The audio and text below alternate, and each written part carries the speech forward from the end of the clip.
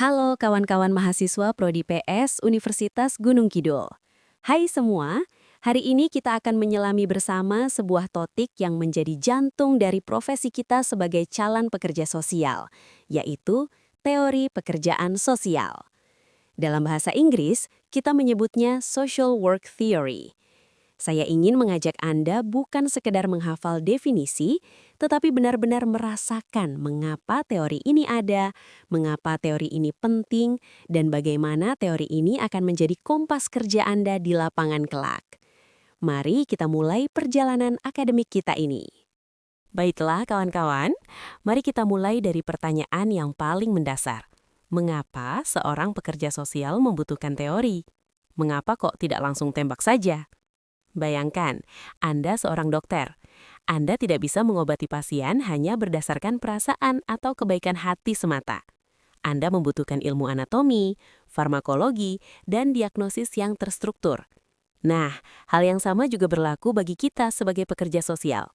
Kita membutuhkan teori sebagai panduan ilmiah untuk memahami masalah sosial, menilai situasi klien, dan merancang intervensi yang tepat sasaran. Teori pekerjaan sosial atau social work theory adalah fondasi intelektual dari profesi kita. Ia lahir dari perpaduan 3 disiplin besar, yaitu sosiologi yang mempelajari masyarakat, lalu psikologi yang mempelajari perilaku manusia, dan ilmu sosial terapan yang menghubungkan keduanya dengan praktik nyata di lapangan. 3 bidang kajian, yaitu sosiologi, psikologi, dan ilmu sosial terapan. Tujuan utamanya adalah 1. Mendukung individu, kelompok, dan komunitas agar dapat mencapai kesejahteraan, meningkatkan kemampuan adaptasi mereka, dan membangun kohesi atau keeratan sosial di antara mereka. Yang perlu kita garis bawahi adalah, teori ini bukan sekedar kumpulan ide abstrak. Ia bersifat evidence-based, artinya berbasis bukti yang telah diuji dan divalidasi melalui penelitian dan praktik lapangan. Ini yang membedakan pekerja sosial profesional dari sekedar relawan yang baik hati. Jadi, ingat kata kunci pertama kita hari ini, landasan ilmiah dan berbasis bukti. 2 hal inilah yang menjadikan pekerjaan sosial sebuah profesi, bukan sekedar aktivitas sosial biasa. Sebelum kita melangkah lebih jauh, saya ingin memastikan kita semua memiliki pemahaman yang sama tentang 3 istilah inti yang akan terus kita gunakan sepanjang semester ini. Istilah pertama adalah pekerjaan sosial atau social work. Kawan-kawan, ini adalah sebuah profesi, bukan sekadar pekerjaan baik, bukan sekadar bakti sosial. Ini adalah profesi resmi yang tujuannya mendorong perubahan sosial, kohesi, pemberdayaan, dan pembebasan bagi individu maupun kelompok, dengan menggunakan pendekatan yang berakar pada ilmu sosial dan humaniora.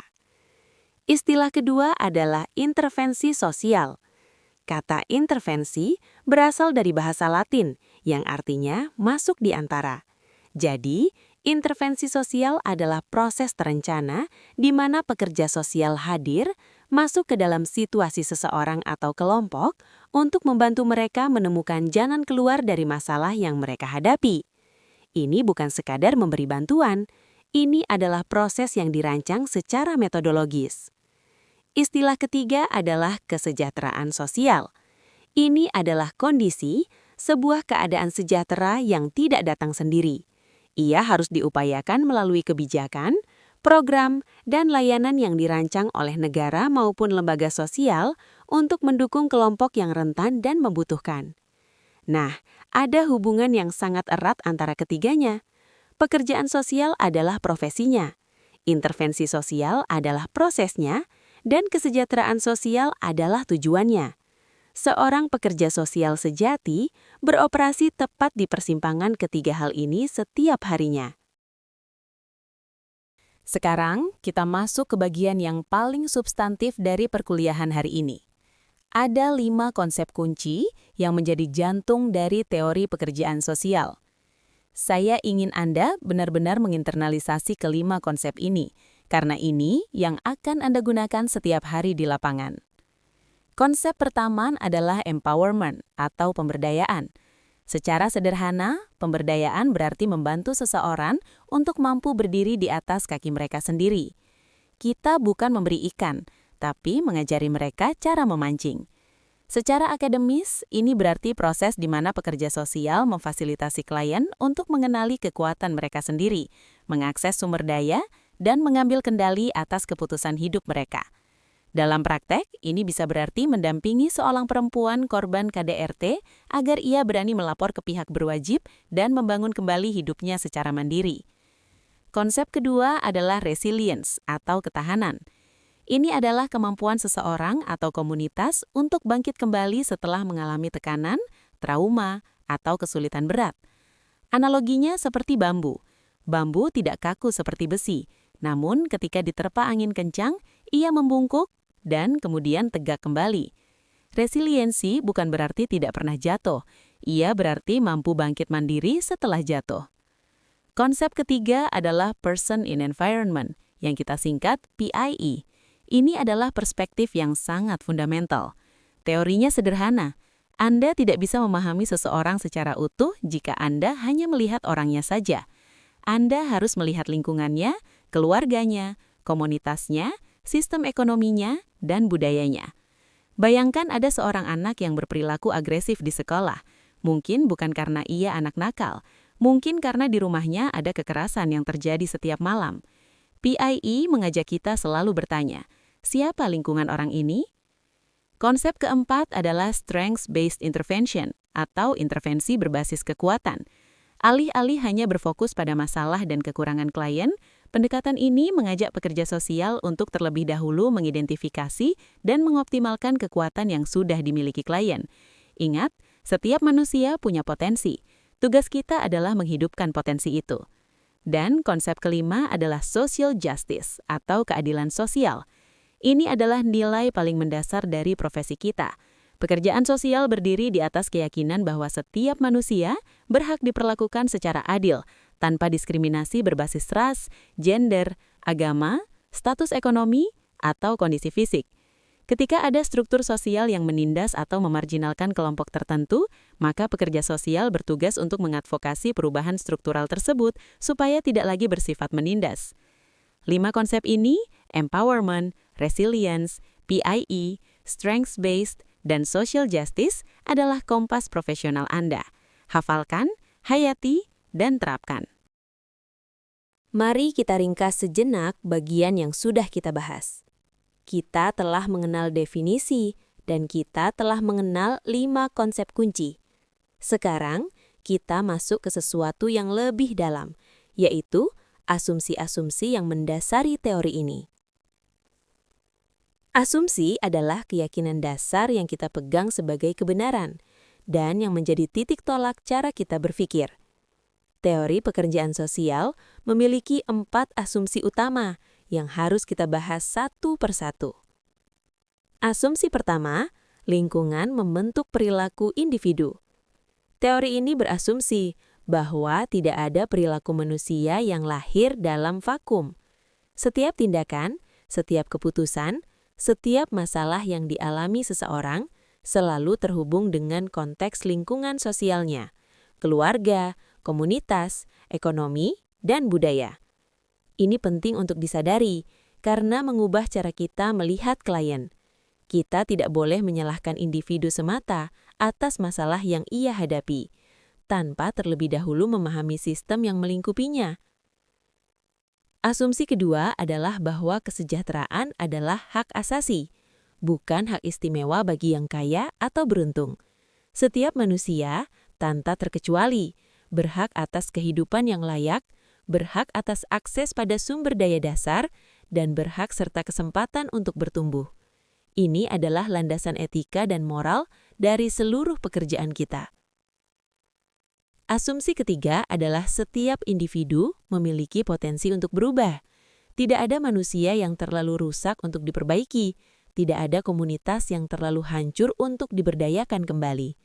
Kawan-kawan, asumsi ini penting karena menjaga kita dari sikap fatalisme, yaitu anggapan bahwa orang ini memang sudah ditakdirkan begini, tidak akan bisa berubah. Pekerja sosial yang baik selalu melihat potensi, bahkan dalam situasi yang paling suram sekalipun. Asumsi keempat, pekerjaan sosial bersifat kolaboratif. Perubahan sosial yang bermakna tidak terjadi karena ada satu orang heroik yang datang menyelamatkan. Bukan.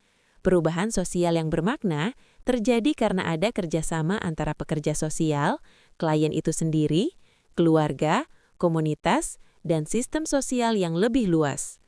Klien bukan objek yang diselamatkan, ia adalah subjek yang berpartisipasi aktif dalam proses perubahannya sendiri. Keempat asumsi ini, mari kita ingat bersama, adalah fondasi cara pandang kita sebagai calon profesional di bidang pembangunan sosial. Sekarang, kita masuk ke bagian yang menjawab pertanyaan, apa buktinya bahwa teori ini benar dan bekerja? Disinilah kita bicara tentang proposisi atau klaim-klaim ilmiah yang telah diverifikasi melalui penelitian dan praktik. Ada 4 proposisi utama yang perlu kita pahami. Proposisi pertama adalah bahwa intervensi yang berfokus pada kekuatan klien akan meningkatkan kemampuannya beradaptasi. Artinya, ketika pekerja sosial tidak hanya memetakan masalah, tetapi juga secara aktif menggali dan mengaktifkan kekuatan yang sudah ada dalam diri klien, maka klien tersebut akan jauh lebih mampu menghadapi tekanan hidup dan bangkit lebih cepat. Ini bukan asumsi, ini adalah temuan dari ratusan studi di berbagai belahan dunia. Proposisi kedua adalah ini. Keterlibatan lingkungan sosial akan mempercepat perubahan positif. Pendekatan PIE mengajarkan kita bahwa ketika kita melibatkan keluarga, komunitas, dan sistem pendukung lainnya dalam proses intervensi, maka hasilnya akan jauh lebih baik dan lebih bertahan lama dibandingkan jika kita hanya bekerja dengan individu secara terisolir. Proposisi ketiga adalah bahwa pekerjaan sosial yang berbasis hak asasi akan menurunkan ketidaksetaraan sosial. Ketika program kesejahteraan dan intervensi sosial dirancang dengan mengedepankan prinsip keadilan sosial, maka ketidaksetaraan di masyarakat berkurang secara nyata. Ini telah terbukti dalam berbagai kebijakan publik di negara-negara Skandinavia misalnya, yang secara konsisten mencapai indeks kesejahteraan sosial tertinggi di dunia. Proposisi keempat adalah bahwa resiliensi dan kemandirian dapat ditumbuhkan melalui dukungan sosial. Ini mungkin terdengar sederhana, namun implikasinya sangat dalam, yaitu manusia tidak ditakdirkan untuk lemah atau bergantung selamanya. Dengan dukungan sosial yang tepat dan pemberdayaan yang berkelanjutan, maka ketahanan psikologis dan emosional seseorang dapat tumbuh secara signifikan. 4 proposisi ini adalah janji ilmiah dari teori pekerjaan sosial. Jadikan ini pegangan ketika Anda merancang program atau melakukan asesmen di lapangan kelak. Sebuah teori tidak lahir dari kekosongan. Ia dibangun oleh manusia-manusia nyata dengan sejarah, keberanian, dan visi yang luar biasa. Sekarang kita berkenalan dengan 4 tokoh utama yang telah meletakkan fondasi dari teori pekerjaan sosial. Tokoh pertama adalah Mary Richman. Ia hidup di akhir abad ke-19 dan awal abad ke-20, dan ia adalah orang pertama yang secara serius mengklaim bahwa pekerjaan sosial harus dilakukan secara ilmiah. Kontribusi terbesarnya adalah konsep social diagnosis, yaitu metode penilaian yang sistematis dalam pekerjaan sosial. Ia mengajarkan bahwa sebelum kita membantu seseorang, kita harus terlebih dahulu memahami kondisinya secara mendalam dan terstruktur, seperti seorang dokter yang mendiagnosis sebelum memberikan obat. Tokoh kedua adalah Jane Addams. Ia adalah salah satu pendiri pekerjaan sosial modern dan seorang pemenang hadiah Nobel Perdamaian. Jane Addams tidak hanya menulis teori, ia turun langsung ke lapangan. Ia mendirikan Whole House di Chicago, sebuah pusat layanan komunitas yang melayani ribuan imigran dan keluarga miskin. Baginya, keadilan sosial bukan hanya ide, ia adalah tindakan nyata setiap hari. Tokoh ketiga adalah Florence Hollis. Ia adalah tokoh yang paling berjasa dalam mengembangkan dan mempopulerkan konsep PIE, Person in Environment. Hollis berpendapat bahwa untuk memahami kesehatan mental dan perilaku seseorang, kita tidak bisa hanya melihat kondisi psikologisnya secara individual. Kita harus memahami relasi dan lingkungan sosial di mana ia hidup. Dan tokoh keempat adalah Michael Unger, seorang tokoh kontemporer yang penelitiannya berfokus pada teori resiliensi. Ia meneliti bagaimana individu dan komunitas, bahkan di tengah kondisi sosial yang paling menantang, mampu mengembangkan ketahanan dan menemukan jalan keluar dari krisis. Anggar mengingatkan kita bahwa ketahanan bukan hanya sifat bawaan, ia bisa dikembangkan dan difasilitasi. Keempat tokoh ini adalah inspirasi bagi kita semua. Mereka membuktikan bahwa pekerjaan sosial adalah profesi yang lahir dari keberanian moral dan keteguhan intelektual. Kita telah membahas teori, konsep, asumsi, proposisi, dan tokoh-tokohnya. Sekarang pertanyaannya adalah, di mana semua ini bisa digunakan dalam dunia nyata? Teori pekerjaan sosial memiliki 4 arena utama penerapannya. Arena pertama adalah pekerjaan sosial klinis, yaitu ketika pekerja sosial bekerja secara langsung dengan individu yang mengalami masalah kesehatan mental, trauma, atau isolasi sosial. Misalnya, mendampingi korban bencana alam yang mengalami depresi pasca bencana, atau mendampingi anak yang mengalami penelantaran oleh orang tuanya.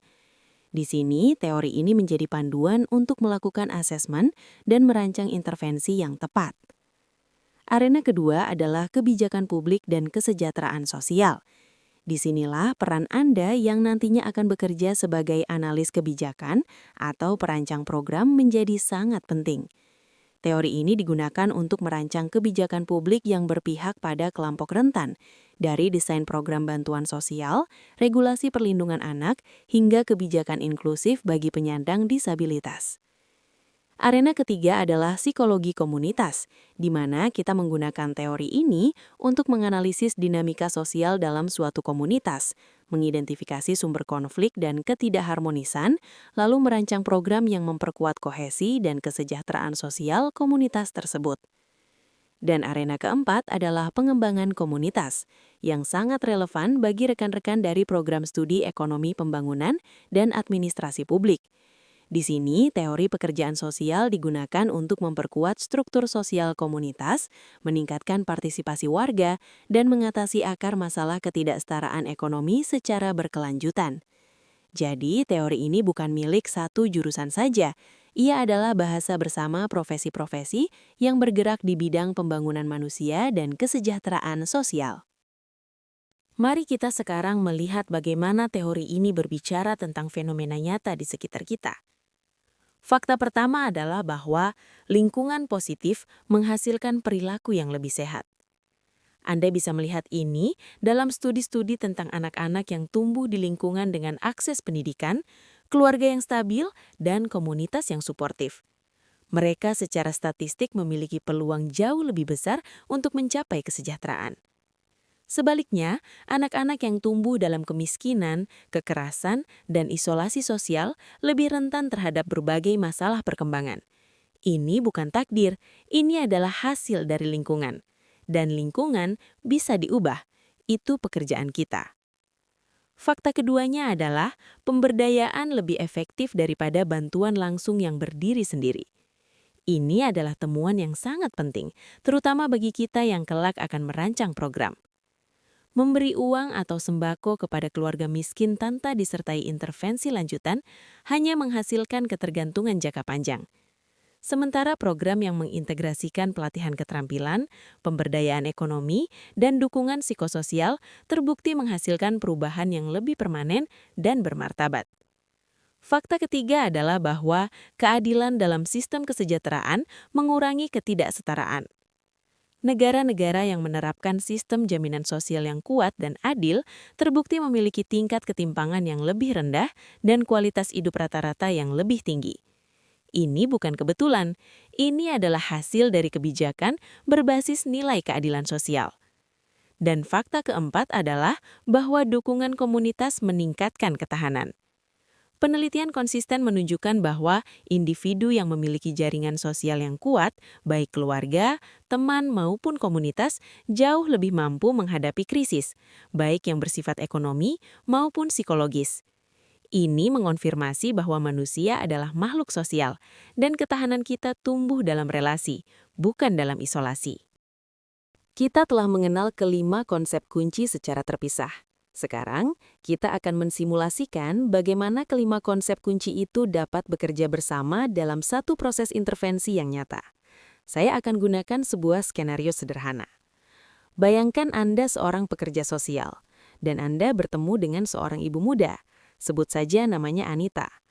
Anita adalah ibu tunggal, 2 anak, kehilangan pekerjaan, dan tinggal di lingkungan yang padat dan kurang aman. Langkah pertama yang Anda lakukan adalah melihat Anita melalui lensa PIE, Person in Environment. Anda tidak hanya melihat Anita sebagai individu yang bermasalah. Nah, Anda harus bertanya, bagaimana kondisi keluarga besarnya Ibu Anita? Bagaimana lingkungan tempat tinggalnya? Apakah ada dukungan tetangga atau komunitas kepada Anita? Apakah ada diskriminasi atau hambatan struktural yang dihadapi oleh Anita? Dengan memahami konteks ini, Anda mendapatkan gambaran yang jauh lebih lengkap dan akurat. Langkah kedua, Anda menerapkan pendekatan berbasis kekuatan. Sebelum mendaftar semua masalah yang ada pada Mbak Anita, Anda bertanya kepada Anita, apa yang selama ini membuat Anda bertahan? Apa kemampuan yang Anda miliki? Mungkin Anita ternyata pandai memasak. Mungkin ia memiliki jaringan pertemanan yang kuat. Kekuatan-kekuatan ini adalah aset yang akan menjadi titik tolak intervensi. Langkah ketiga, Anda memfasilitasi pemberdayaan. Anda tidak membuat keputusan untuk Anita, tapi Anda mendampinginya untuk membuat keputusannya sendiri, tentang jenis pelatihan yang diinginkannya, tentang langkah apa yang akan diambilnya, tentang bagaimana ia ingin membangun kembali hidupnya. Kita memfasilitasi agar Anita berdaya.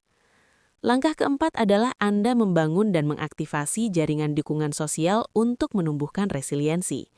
Anda menghubungkan Anita dengan kelompok ibu-ibu pengusaha kecil di komunitas, atau dengan program pendampingan yang relevan. Dan di atas semua ini, seluruh proses yang Anda lakukan berlandaskan pada nilai keadilan sosial, memastikan bahwa Anita mendapatkan akses yang sama terhadap layanan dan kesempatan yang menjadi haknya sebagai warga negara. Inilah pekerjaan sosial yang utuh, bukan sepotong-sepotong, melainkan sebuah pendekatan holistik yang mengintegrasikan semua konsep yang telah kita pelajari. Teman-teman mahasiswa, kita telah menempuh perjalanan intelektual yang panjang hari ini, dari mulai definisi, konsep kunci, asumsi-asumsinya, proposisi, tokoh-tokoh, hingga penerapan praktisnya. Sebelum kita akhiri, saya ingin berbicara langsung kepada Anda sebagai pribadi-pribadi yang telah memilih untuk belajar di Prodi Pembangunan Sosial. Anda bukan sekadar mahasiswa yang sedang mengejar gelar. Anda adalah calon agen perubahan sosial. Kata-kata itu mungkin terdengar besar, tapi maknanya sangat konkret. Setiap klien yang kelak Anda dampingi, setiap kebijakan yang Anda rekomendasikan, setiap program yang Anda rancang adalah kontribusi nyata terhadap kualitas hidup masyarakat di sekitar Anda. Teori yang kita pelajari hari ini bukan untuk dihafal lalu dilupakan setelah ujian. Teori ini adalah kacamata baru yang mengubah cara Anda melihat dunia. Mulai hari ini, ketika Anda melihat seseorang yang hidup dalam kesulitan, saya harap Anda tidak lagi bertanya, apa salah orang ini? Tetapi Anda akan bertanya, sistem apa yang gagal melindungi orang ini? Lingkungan apa yang perlu berubah? Kekuatan apa yang bisa kita aktifkan bersama? Keadilan sosial bukan slogan. Ia dimulai dari cara kita melatih pikiran kita untuk melihat masalah secara adil dan menyeluruh. Dan itu dimulai dari bangku kuliah, dari ruang perkuliahan seperti hari ini. Jadi, seruan saya kepada Anda, belajarlah dengan sungguh-sungguh, bukan untuk nilai, tapi untuk mereka yang menunggu kehadiran Anda di lapangan kelak. Ada banyak ibu-ibu seperti Anita di luar sana. Ada anak-anak yang membutuhkan advokat. Ada komunitas yang membutuhkan seseorang pekerja sosial yang bukan hanya baik hati, tetapi juga tahu apa yang ia lakukan, mengapa ia melakukannya, dan bagaimana cara melakukannya dengan benar. Pilihan Anda untuk hadir dan belajar hari ini adalah investasi. Investasi untuk masyarakat Indonesia yang lebih adil, lebih sejahtera, dan lebih bermartabat. Terima kasih, selamat belajar, dan sampai jumpa di pertemuan berikutnya.